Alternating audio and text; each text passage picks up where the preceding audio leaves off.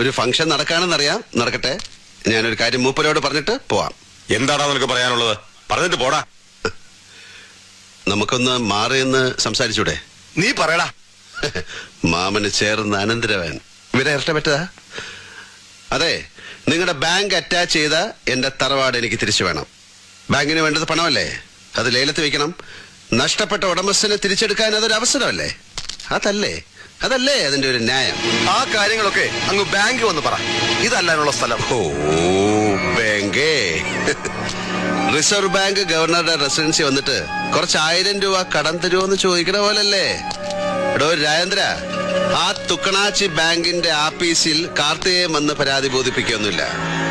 കാര്യം മുണ്ടക്കൽ ശേരൻ നമ്പ്യാർക്ക് മനസ്സിലാകാനാ ഇവിടെ കയറി വന്ന് പറഞ്ഞത്. നമ്പ്യാരെ, ഈ കളി നമ്മൾ തമ്മിലാണ്. ന്യായം എന്റെ പക്ഷത്തും. അതുകൊണ്ട് തന്നെ ജയവും എനിക്ക് തന്നെ ആവണം.